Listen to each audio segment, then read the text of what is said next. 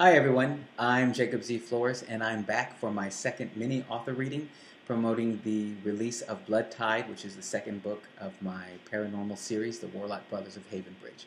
So let's go ahead and get started. I'm Ben, he said to me with an outstretched hand. His gaze traveled up and down my body enough times, he most likely had every inch of me already memorized. What was he studying for, an oral exam? This is where you tell me your name, Red, he said after a few seconds of silence. Why did people assume redheads enjoyed that little epithet? It's not red, that's for sure, I replied, shaking his hands. For someone who'd been holding a cup of hot coffee, his skin was chilled. He must have just come in from outside. I'm Thad, and this is Hannah. Just because I didn't express emotion didn't mean I allowed rudeness. He was deliberately ignoring Hannah, and that was uncalled for. Nice to meet you, he said only to me. I didn't often get angry, but Ben was pushing his luck. Can I buy you a coffee?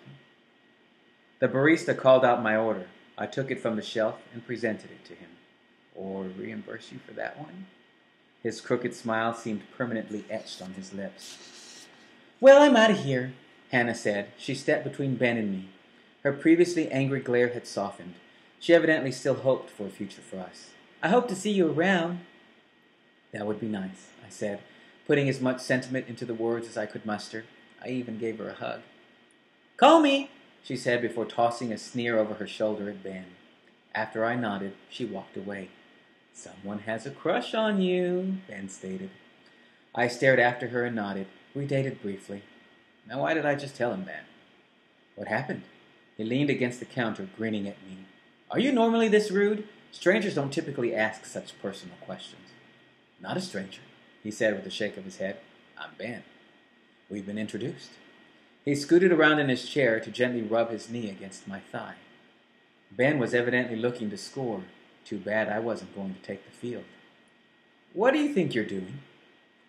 Hoping you'll invite me back to your place. He had a big brass pair. I had to give him that. Unlike my older brother Pierce, I didn't jump into bed with someone I didn't know. Thanks, but I'm headed home for Samhain in a few hours. He stood up and closed the distance between us. He was at least an inch taller than me, and I was just over 6 feet. For some reason, though, that 1 inch difference in height seemed more like 6. Oh, come on, he whispered. The scent of mint, aftershave, and something that reminded me of copper wafted in the air between us. My head spun as if I'd had one too many cocktails. What better way to kick off the Sabbath? My thoughts suddenly filled with the images of Ben naked in my bed. I shook them off, but my eyes developed a mind of their own. They scanned his broad shoulders and chest before settling on the bulge in his trousers.